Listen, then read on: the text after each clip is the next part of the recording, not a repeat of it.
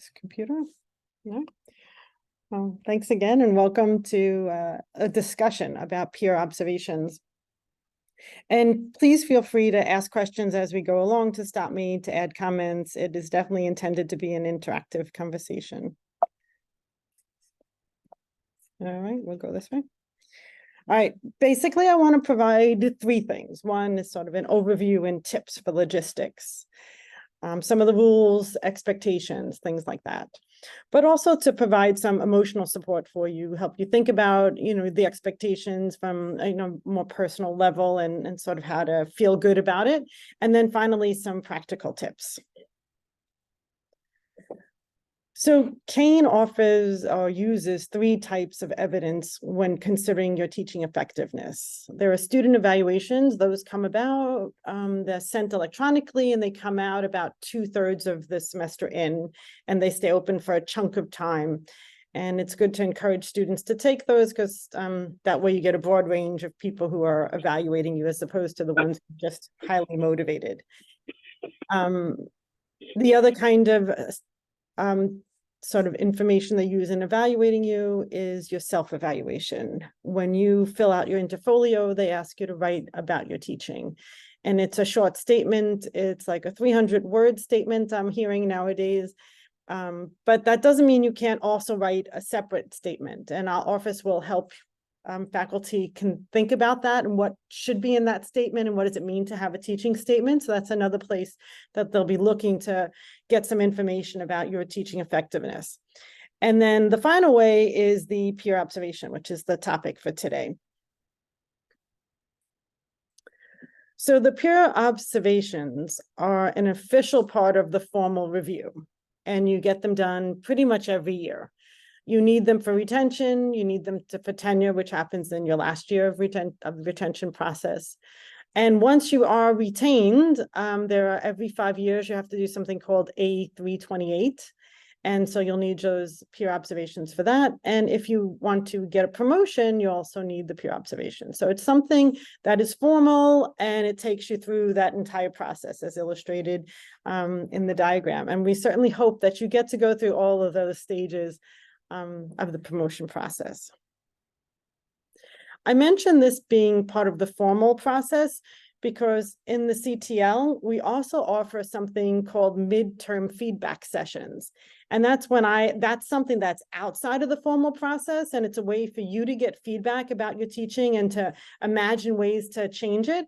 And it's only you and I know about those sessions. It's set up privately. It's not part of the formal process. However, if you do like what is produced for you, a report is produced. If you do like that, you're welcome to include that in your official interfolio documentation as well. And if you have any questions about that, feel free to, ask me, and we can set that up, or I can show you what that looks like. So the how and the when. I'm going to say something slightly different from the official line that you get from the provost office, but this is cleared every year with the union. So I cleared it again this year. And he says this is accurate. Our leader is James Castiglione, and he's the person who gave me the information. So the dates are set by the union to protect faculty from being observed too early. So there's a tiny frame, it's 10 days. However, you can adjust that time frame if you want to. And that's any year, this year or any year. You don't have to sit in that time frame, but it has to be your choice. And if you do make that adjustment, it would be a good idea, according to the union, to have somebody mention that. You, the person who's observing you, just mentioned that choice was made to come. Obviously, we want you to choose a time that's most comfortable for you and that really illustrates your teaching well. So you want to, possibly have more than a 10-day choice time frame. It is recommended that this spring you get your observations in for next year. That way you're not rushing around in the fall like you're doing now, having to rush around a little bit to get your observations. It'll be more relaxed, and you really have an entire semester to choose from, again, as long as you indicate that the time frame was your choice. Any questions on time? I know that we have to put in the documents in the folio, and we have to indicate when the lecture was observed. Would that be a problem with the provost office if we do indicate like it's different than a time frame? I've asked James to have a conversation with the provost office. And I guess it's kind of it shouldn't be a problem because it's a union thing, Mhm. right? And the union Right. has said this. I regularly observe people outside of the time frame. I've never had a problem with that. Okay. Because, you know, especially in my department, we have so many faculty and we're observing 3 and 4 faculty members. And if we try to observe all the faculty members in those 10 days, it just wouldn't be possible for us. And hold on one second. It's just my personal link. Do you still have that? Yeah. Sorry, I had to answer a question. So I've never had any evidence of that being a problem. You know, Okay. the union just wants to protect you. They don't want you to be in a position where you have to, you know, you feel uncomfortable. And that's why that's there. They don't want someone coming in too early, but especially, you know, this term, you know, it's okay to take that flexibility at really any term. It's a good question though. So who can observe me? Only tenured faculty can observe you, but that's pretty much the limit. Any rank can observe you, an assistant, an associate, or a full professor. Ideally, they're supposed to be part of your ARTP committee. It often at Kane right now doesn't work that way because many departments are very small. So I know I observe outside of my department and it's just the reality that we have right now. I would work with you, if you have any questions about that, it's important to work with the chair of your ARTP committee and also your dean.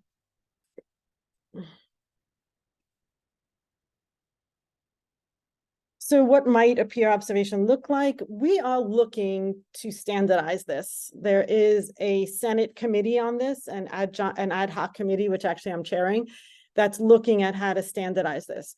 Right now, there's no standard approach. And it's going to differ person by person, not even department by department. It's literally person by person and department by department. So, but in general, you're going to have an observation. And that observation generally is just observing you in class, not in any other setting.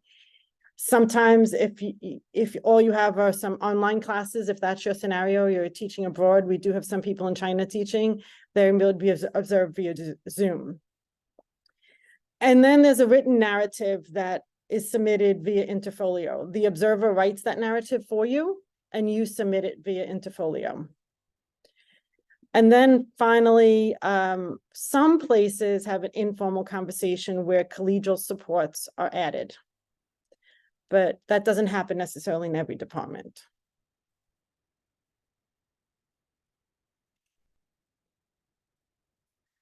So before we kind of get into some of the other pieces of it, I just wanted you to take a look at this image. You know, we've learned a little bit about this, the visual approach, right? When we're thinking through our emotions and trying to get ready for things. You know, which picture relates to you? Like, as you're like getting ready for your peer observation, which is the duck that expresses you? I'm going to start with Jill because I saw some giggles. If you can turn your mic on.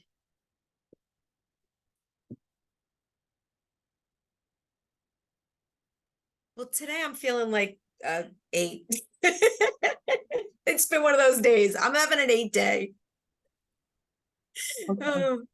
Is that just the day today, or are there some things Just, that I think the day, maybe for faculty advising, maybe 6, like a little curious, like that bird looks a little like, what's gonna really happen, I guess, right? That's kind of how I feel. Yeah, there's a lot on your plate right now. First year, really figuring out all the pieces, advising, getting your portfolios together, doing my observations, teaching, figuring out how to teach, understanding who my students are. Definitely, there's a lot to make you curious about, and also to feel a little bit like 8 as well. Yeah, sure. Thank you. Peter, how about you? Oh, I think Peter was kind of busy. Let's go with Kathleen. Oh, I don't know. I mean, in some ways I'm like, I feel, oh, totally fine about it. Like maybe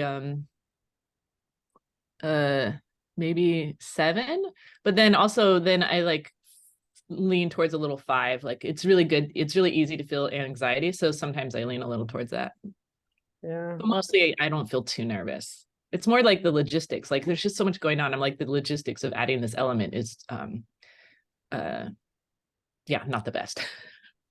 Yeah, I mean, I love 5 in a sense because to me it represents, I always feel whelmed, like not quite overwhelmed. To me, that picture represents whelmed. Like I think you expressed it well. There's so many things in your life that you're managing. You're just kind of right at that point, like I'm okay. I'm not too nervous. I'm okay. But just at that point, I could be pushed easily to tip over. Yeah. Anyone else like to add? Tell us a little bit about how they feel. I feel exactly like that. Like sometimes I say that I'm for myself that I'm okay, but then like whenever like gets closer or like whenever I think about it, like, oh yeah, I need to prepare for that and all the portfolio stuff. So I think 5 is a great representation of my feeling right now. Terrific. Okay. I saw Peter, you were in the car, and I appreciate you being. Yeah, I don't want to. yes. I can perfectly hear you. I don't want to really see the pictures. But I do have a question. Maybe you would address this anyway. In the next years, most likely, I mean, it's quite likely I will teach more than 1 fully online courses per semester. How these fully online courses will be observed and evaluated. Right. There's a system in place already for that. And as I mentioned, we do that regularly for our Kane in China faculty. But we are evaluating all that and improving everything. So by the time that becomes a question for you, I expect we'll have even more in place to really have that formalized support. But it's not complicated. You videotape a session or someone comes to actually observe you during that live session. And that's how the observation goes. And I've conducted one for a faculty member in China. It went very well. She was actually had COVID at the time, was recovering, and I had to observe her that way anyway. So, you know, we make it work. It's not difficult, and it's going to be equally comfortable for you. But, you know, I'll give you some information, maybe even run a special session on that. We could think about that for right. Sure. I mean, that part, when there's a live session, I can see that, but most likely my courses will not have live sessions, maybe not even recorded lectures, just really, you know, course designed for a remote and asynchronous learning for students. And in my experience in the past, you know, in other institutions, then the evaluator just browses through the Canvas or Blackboard of the course. But I'm just wondering how these type of evaluations are taken into account versus, you know, real life observations. No, that's a good question. It's something we'll definitely continue to think about. That's an evolving place for us. We have more hybrid classes going on. We have more online classes happening. And so we will look into that and get back to you. In general, if you only need 2 observations sort of a semester. So my recommendation is if you teach in person or a synchronous class, I would choose those 2. And for right now, probably avoid choosing the only online classes. However, you know, if that's all you teach, we need to have a system in place, and we'll definitely work on that. There isn't one in place right now because we haven't faced that yet. But it's something that I can imagine being a problem in the future. So we'll write that down and get back to you on that. Okay, Peter? Thank you. Yeah, it was a good question. So I want you to know that I want you to feel like 2, because it's truly right now what we have set up for you, which doesn't mean that you're not going to get feedback, that you're not going to ask, that folks aren't going to have some suggestions for you. But it means that, you know, and let me go forward a little bit to, I could have a visual for this. It means that we've carefully selected you, right? We've handpicked you very carefully to find the most beautiful flowers we could for us. And we want you to succeed. And because of that, it's a very supportive environment. So hopefully that's how you feel, like those ducks are very comforting ducks. So how long will the observation be? Again, right now, there's some flexibility depending on who the observer is. Some people come and observe the entire class, and that's great. Some people come and observe a short amount of time. And that's fine too. It doesn't mean that they didn't like your lesson or it's not valuable, you're not doing terrific things. It just right now there's flexibility, so people will approach it differently. It's a good idea, if you're comfortable, to ask the observer how long they expect to be there. And that will help you kind of get an understanding of how you want to structure the observation day, and also if you want them to come for a certain time frame. A lot of times I don't have them come right at the beginning because I know I'm just doing my house cleaning. And if I know they're only giving me 20 minutes, I'll say, you know what, I've got house cleaning for about 15 minutes. Why don't you come about 20 minutes and that'll be a good time to get started. So that's something to keep in mind. This is new. It's a new slide this year because last year you didn't find many faculty members giving suggestions in writing. This year, as we look at redesigning the written feedback form that we put into Interfolio, I think you're going to find many more faculty members actually putting some suggestions in writing. And that's not a problem at all. You know, it's part of what we do. I mean, on the picture on the right, you see a person tending to the garden, right? And I'm just going to stay with that flower analogy there, that, you know, that's what our teaching is. You know, we create this environment for our kids, our students to learn in. And we get better and better as we study the art and practice the art of teaching each year, and we learn about our students. We're able to really create an even more beautiful garden than we had before. And that's what this process is about. It's very supportive. Folks will come in and observe you. They'll say some great things, and then they'll also have a couple of suggestions probably. And that's really just normal. Any questions or thoughts on that? So what would be actually the bad scenario? Let's go through some of those other ideas, and then we can ask that question again if we don't get to it in one of the other slides. Okay. All right. So everyone has their little strategy that they use to sort of get ready for class. I like to bring this up because I think, especially in a setting when you feel a little bit more stressed, because, you know, this is just another class. You're just teaching another class and there's a person there with you. You know, you shouldn't be stressed, but it's a different thing. There is somebody there with you. So, you know, I had learned this, and when I was in one of my PDs in the K-12 scenario, somebody had told this idea to us, of this, you know, taking the Superman pose, you know, shoulders back and hands at your hips, and there's a lot of research, and I link some articles, and I'll send you this PowerPoint after we're done. There's a lot of research that says that can help, you know, that this is your class, own it, you know, come in there and remember this is just a colleague visiting. It's like every other day that you teach, and whatever strategy, for me, this works. If this kind of strategy helps you, feel free to borrow it. But whatever it is, go in there ready to like own your class. It's just another day. In terms of picking that day, as I mentioned, you do have more time frame than what the union is saying. I mean, than what the 10 days that the union says officially. It's important to pick something that you're comfortable with if you can, that you like the content, that you feel comfortable with. If you have 2 sections, feel free to like try it out in the other section, and, you know, and then you'll be a little bit more comfortable with it in the when you actually have that observation. Similarly, you know, you're going to get observed again next semester. You know, pay attention this semester. If there's some classes that you kind of liked how they went, you might want to think about that as an observation day for, you know, for the next term. Because again, in spring semester, you will want to get 2 observations done, so they're behind you and you can use them for when you submit Interfolio next fall. So the exact moment, like, how do you, what would be a good day? For me, a good day is something that illustrates active learning. Sometimes people think that you have to be directly teaching, that teaching means that you're up on the stage saying stuff. It's not necessarily lecturing. It's not necessarily direct lecture that means good teaching. So I want to give you that permission, right? To interactive learning is very good learning. It's the way we want to see learning happening.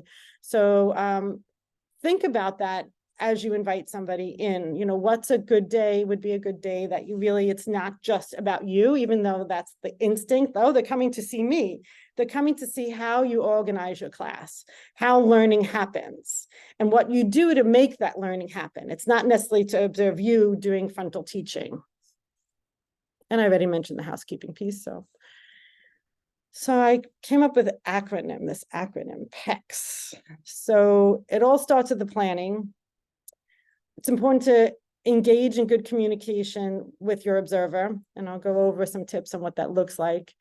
It's important to know what the criteria are, and a lot of people give you some definitions of the criteria for effective teaching.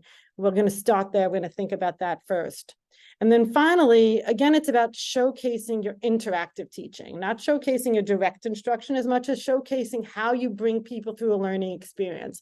What kind of materials do you choose? What kind of rapport do you have with your students? It's a lot more about that. It's equally about all those elements. So we have some folks who are at a computer. We're going to try the Jamboard piece. Obviously, if you're driving, please don't try the Jamboard piece. So I'd like you to help me think about what is effective teaching. So I created a Jamboard, and I'm going to send that link to you in the chat so you can get to that. And I know we use Jamboard in our new faculty group, so we probably all remember how to use it. But the question here is, you're just going to take a sticky note, right? You're just going to put an idea. So it says, what makes for effective teaching? I've already said interactive teaching, and you can put more than one word there. And I'm going to click on cancel. So go ahead and put your answer there. For you, when you think of effective teaching, what does that mean to you? We do have to have a little bit of wait time because we are virtual, so we can't see folks adding their ideas. Let me know if anyone's having trouble with that, if the Jamboard isn't working.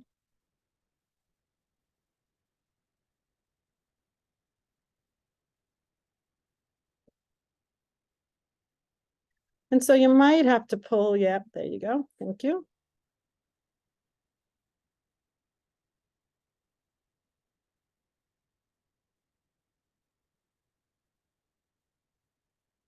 So we've got learning goals, get students to respond and share ideas, super important.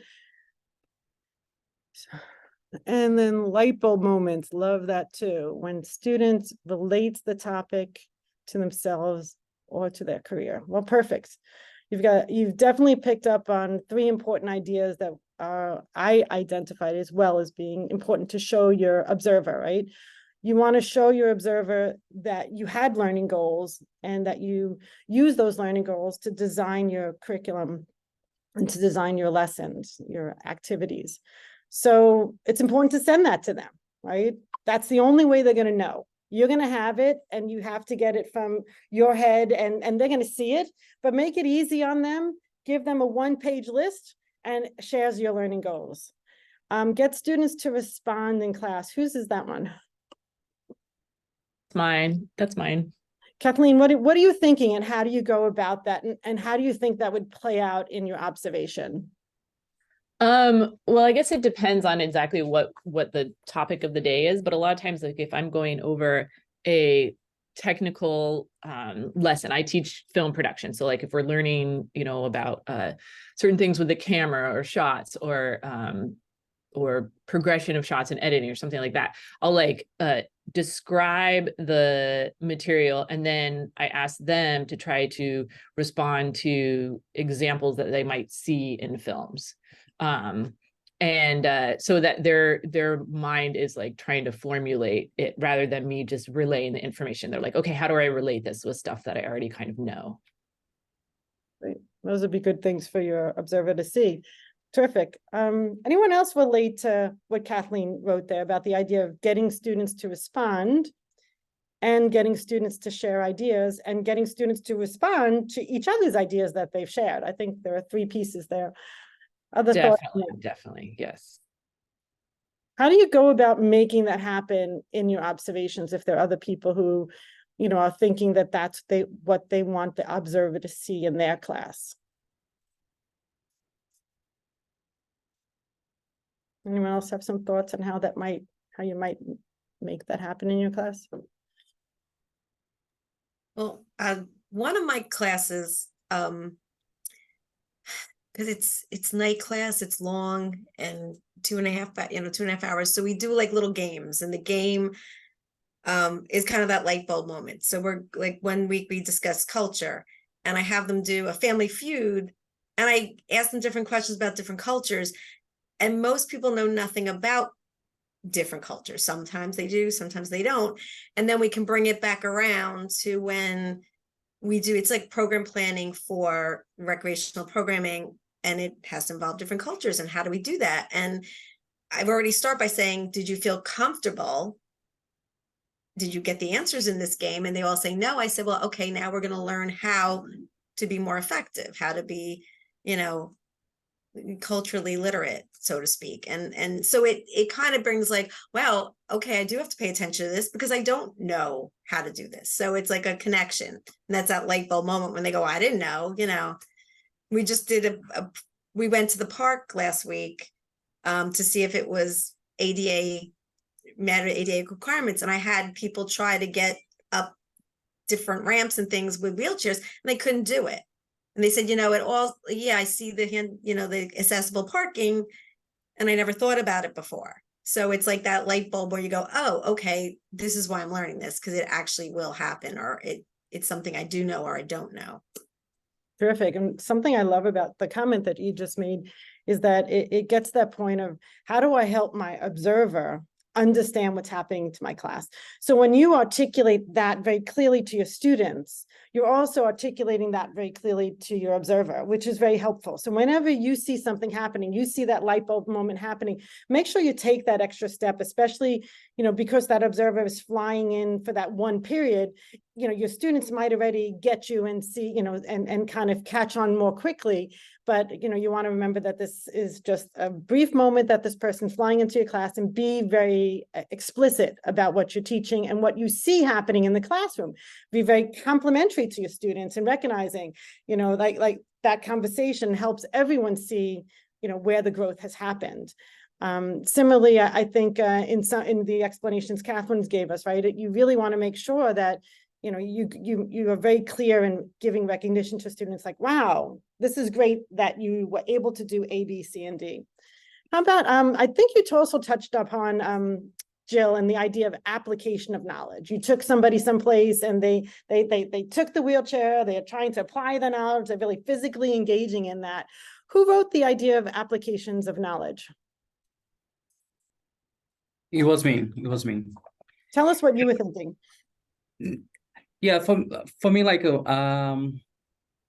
I usually ask the students what they understand about the concepts that I'm teaching. So like they are open-ended questions, like to the generals of the class. And whenever like they have like some examples, and Jill also and Kathleen also mentioned the examples that they use to explain again. And I really kind of like the students to explain again with their examples, with their like situations or their experience, like back to the other students. So like I say something, and then later on, like in the class, I ask them like, okay, but tell me again about that concept in molecular genetics. Like, how do you see that concept be applying in your career? So like something like that, application of the knowledge. Terrific. And so the reason why I'm asking you to explain this is that exact conversation is what you want to put out to your observer. Like why you're doing something, how you're going about it, like explain that. So when they come to you, if you give them in your prep, like not only the name of the course, how many students are in it, what room it's in, all those details, but you also give them a little summary of what you're going to cover and why you go about covering it, or how you're going to go about covering it, then it helps them know what to write. It helps them to know what to see. It reminds them, it gives them a starting ground to work from. And so all of those key ideas, the idea of using different kinds of questions, right? The idea of getting them to apply it to their future, what they have to do in the future, right? All those kind of ideas are going to help your writer, your observer see, exactly what you're doing in your classroom. Great. I'm going to pop back. Thank you for all those good Jamboard discussions.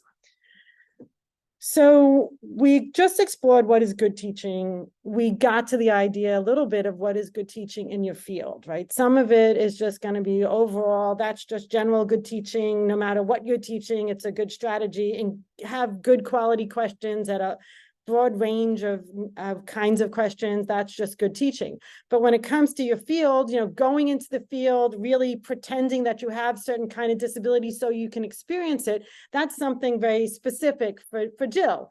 We wouldn't all follow exactly that idea. So you want to pay attention to articulating to your observer, like, what you do because you're an expert in your field, what you know about what your students need to be able to understand. That's a lot also about emotional, right, Jill? You're trying to help them really physically and emotionally experience what it would be like to be disabled in this playground.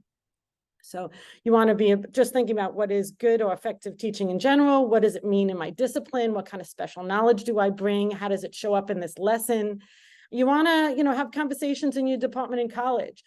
Don't just think that you have to fly on your own. You can ask your colleagues. You can have a conversation in your department and say, hey, what do we think about teaching? What do we all want to see in our classrooms? What have you learned about your students that I should know? Feel free to have those conversations. A lot of you spoke about, understanding who your students are and what their needs are. This is your first year. You're teaching them. You're going to continue to learn about them over the years, and respond to that. When you write up your write-ups for Interfolio, a lot of teachers choose to focus on like what they're learning about their students, how they're adjusting to the cane student, meaning the changes they make to their instruction because they're learning more about their students. And then you already mentioned, everyone did really, the idea of preparing my students potentially, for the workplace. I'm preparing them. Maybe you want to talk about how this class happens before, the part 2, and there's certain things I'm covering today that, is really going to relate to part 2, or maybe it has to do with, praxis exam or some other field specific exam that you're teaching. So, think about that and make sure you're very clear both to your students and to the observer if you're preparing them towards that. Because I think, Jill, you're the one who mentioned, or was it, actually, I think it was Kathleen who said, my students like, wait, I really have to listen to this if I'm going to know what I'm doing, right? And that's what we continuously want to find, the tricks that help us do that. And number 5 is a big one that helps us like get that buy-in from the students. So if you're already doing that, make sure that your observer can see it by helping them, know that that's a part of your goals. So the plan piece, so in the PECs, we just went over the criteria. That was the C, know the criteria. Now I'm going over the plan. We have a whole session on backwards planning. I've heard you all talk about that, the idea of picking a goal, choosing the activities that teach towards that goal, and then checking if they get it or not. But if you'd like to learn a little more about that, you could definitely come to that session. But again, if you do backwards planning, make sure that your observer has some kind of clue to that. When that would be in your pre-conference conversations. That was an example of somebody I just recently observed, just as an illustration in case it would be helpful to you. I went in and, the goal was for students to have a debate about the value and the impact of AI. And, what she did is she made sure I knew what the homework was. And she sent me those details. When she started class, I heard that review and I heard her bring up the prior knowledge, the new learned knowledge, the questions they had based on the reading. So I could see that, her classes they're not just silos that happen each week, but that there's a connection, there's a stream of conscious and growth. So she helped me see that as the observer. Then when I observed her teaching, she used a mix. She did some direct instruction, which was very nice in the appropriate amount of time, and a lot of interactive teaching. She used the Socratic method, like Peter mentioned, the idea of questioning, and the Socratic method really uses students as the generator of the questions, which is terrific. And then she also did a lot of teacher-originated questions that help guide students when she felt they needed a little bit more of support after having their Socratic discussion. And then she did a check for understanding, a Jamboard. So if you teach something, how do you know, what they got out of it? And I know Jill, you had mentioned that in your conversations, right? Where you took them someplace, but the aha moment is when you're doing that checking.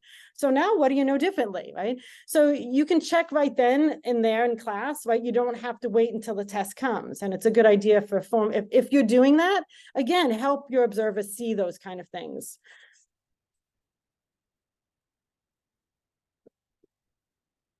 All right, so engaging in good communication. So this is a big piece people don't always think about, and you have heard me emphasize it. The idea of contacting your observer and sending them lots of information beforehand. You all probably have already, you know who your observers are. Have you done this step yet? And if so, do you have any tips other than what's, you know, on the screen, or if you want to extend any of the tips that are listed on the screen for like having a good connection with your observer, preparing them well? Anyone have some experience with that yet?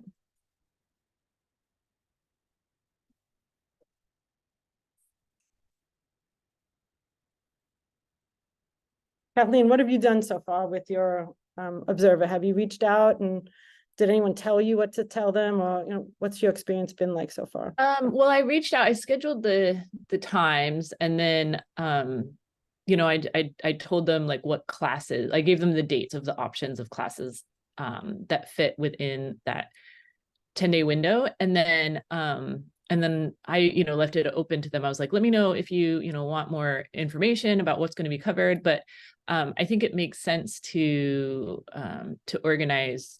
I think looking at this makes sense as a way to give them, like, I talked to them a little bit about what I would be doing, but I think to give them more resources beforehand makes sense. I mean, one thing that I'm trying to grapple with is, well, maybe this is off point. I'll wait until we get to question time. So, okay.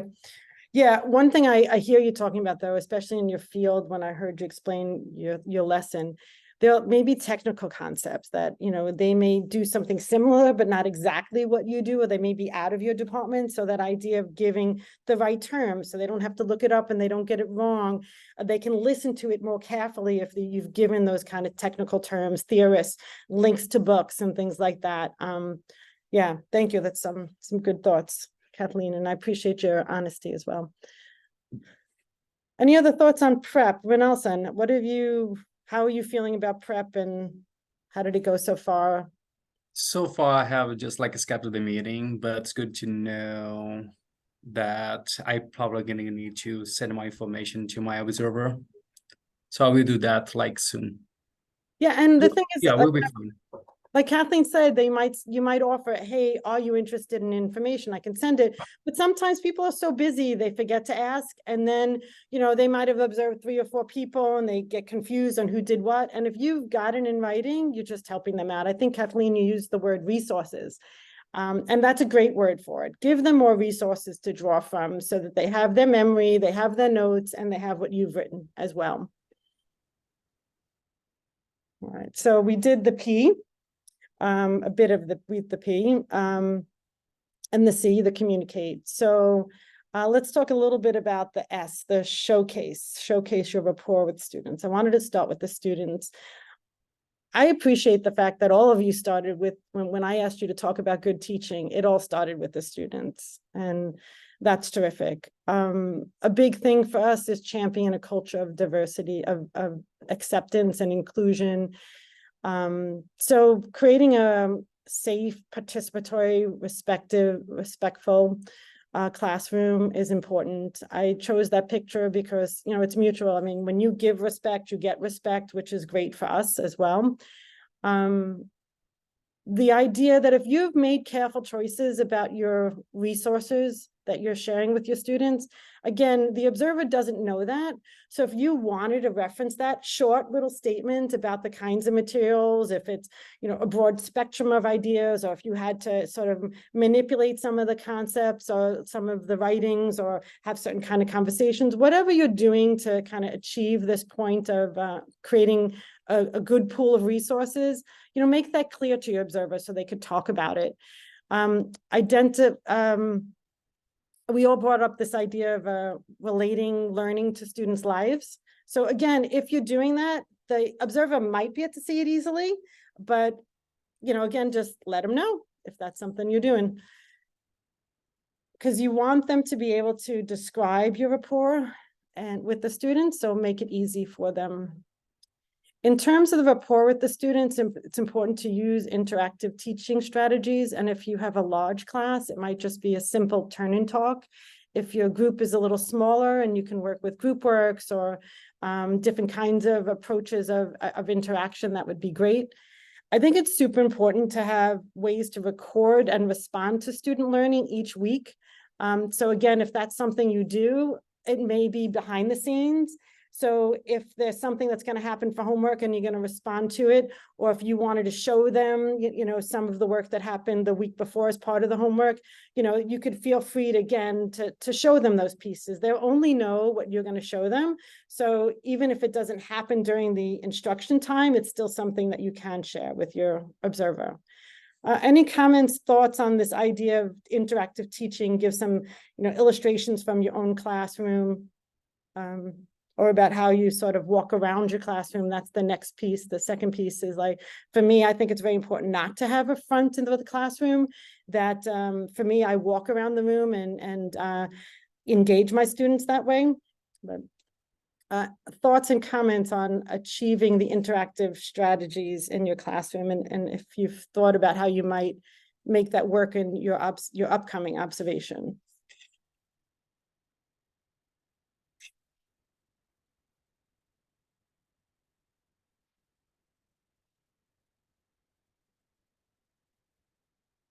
We'll move on to the next one then.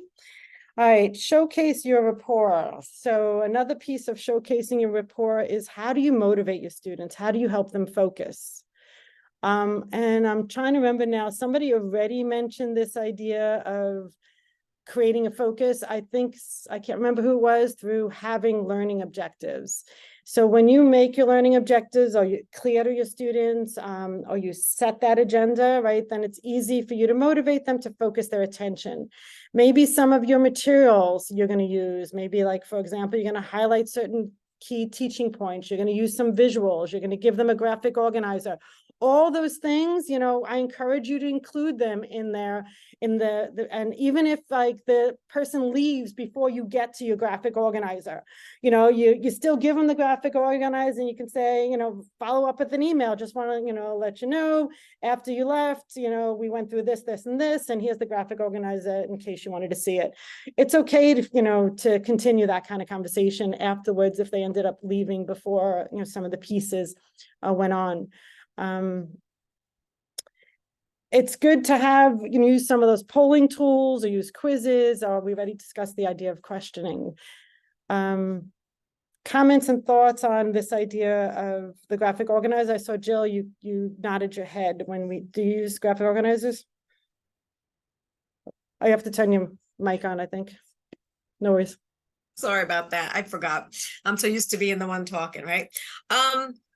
Not graphic organizers so much, but I do put a lot of quick quizzes in between PowerPoints and things, just to see what things stuck and what things didn't. So, like, I will ask, and it's also like a little practice for the exam.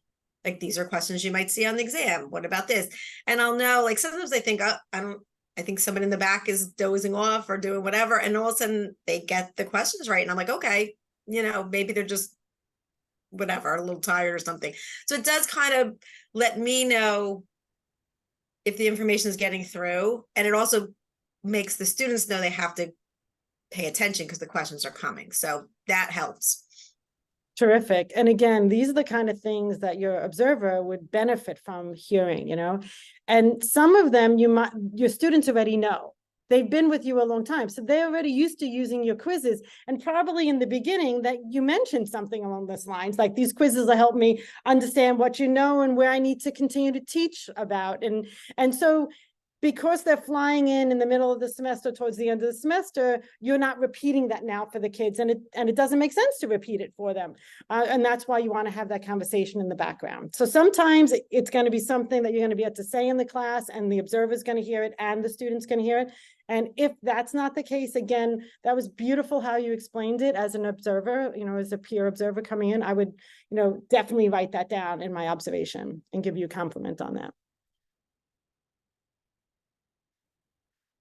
Some of the things with this, obviously technology is always helpful in this day and age with our student body. So anything you can use, that's usually very well received in kind of observations. We already went over the chat questioning, so I'm not going to go over that one, but the idea of pacing and wait time, thinking time, that's super important. And it doesn't change when you have an observer. It feels harder to do because you know you have somebody in there. But I want to encourage you and to again have that permission to say to yourself, it's okay. It's okay that I don't feel comfortable. There's a little bit of quiet here, but I'm going to do what I know is right. I'm going to hold the wait time that I normally hold. And your observer is a teacher as well, and they're going to know that that's a good thing. So feel comfortable with that. And I think actually that's kind of all we need to go through. Some of them we kind of went out of order in some of our conversations. So I'm going to stop here. Comments, thoughts as you get. I know there was a couple of questions. Worst case scenario. Peter had asked some of those, right? So this really happens. It was their observation, and the faculty member showed up late for her own class. And apparently it was a very big pattern as well, because it was complained by the students. So obviously you don't want to do that. You know, you want to really think through distribution of materials. Like sometimes that happens where you kind of don't think through, you're missing pieces. And so you want to, you know, really kind of pay special attention to that. Look, we're all teachers and we all understand we're being supportive of each other. We've all made mistakes teaching, but try to double check those kind of things. Some other bad scenarios. I don't know, Laura, let's call you in on if we wanted to give the what not to do as opposed to the what to do. What would be a big one for you? Hi, everybody. Great. This is great, Dina. I think from the just building on what you said earlier about managing the process, that your observer just really needs to kind of get it done, and they may or may not be that invested in spending a lot of time. So making it really easy for them in that communications as to what it is you're going to be focusing on in that class, and try to utilize them for feedback. You might say, like, I'm trying out to get more students to talk to peers. So you'll see me doing you know, some kind of activity where they are speaking to each other. Do you have any other suggestions? You know, try to kind of manage the situation in terms of you have a set of eyes there to try to take advantage of it and learn from the experience. And also to not make a big deal of the person coming in. You can welcome them like, oh, Professor Rosen is here to see how the class is going and give me feedback, so that the students know it's not them that is getting watched. And then ignore them. Don't over focus on talking to, you know, Professor Rosen over there in the corner. It makes it awkward for the observer and unnatural. Try to just welcome them and emphasize that you're there as a learner and continue on. I would say would be a couple of thoughts. Thank you. And for those of you who don't know Laura, Laura was new to Kane. She just came like a week and a half ago, I guess. Yeah, last week. And she's in the provost office, and it was going to be helping us think about, I guess, what's your official title, Laura? Associate Provost for Faculty Development. So I'll be working on supporting this process, and I've jotted down a lot of the good questions so that we can have better guidance for everyone. So it would be super to hear back from you later after your peer observations. Get in touch with Dina, let her know how it went and some other tips maybe for the next group of people. Thank you, Dina. That's really true. It's maybe we'll get some volunteers next year since to share your experiences, because that's always the best. Like folks, I mean, when I did my beginning observations, it was, you know, 18 years ago, so it was a long time ago. So let's see, any other questions?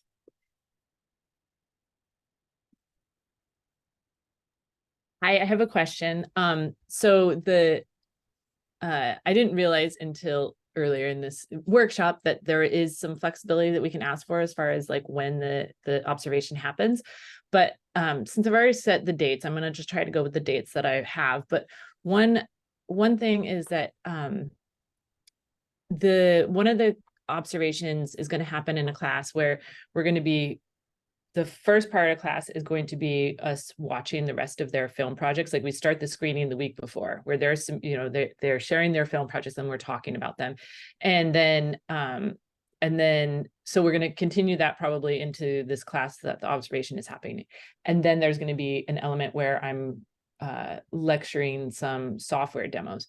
And it seems like the idea of, like, if I look in Interfolio, it seems to suggest that having a class where the students are like the primary element is like the students presenting, which is not really, we're screening their films and then we have a discussion about it. So I don't feel like it's just like they get up there and they do their thing and then they step down. Like it's like we do have a conversation about it. And I think partly when I said my sticky note about having students respond and share ideas, I bring that also into sharing their work and responding to each other's work. But I'm just wondering, is that going to be something that is not appropriate for an observation element, or is there still, is it, I mean, yeah, that's. How long are the videos, by the way?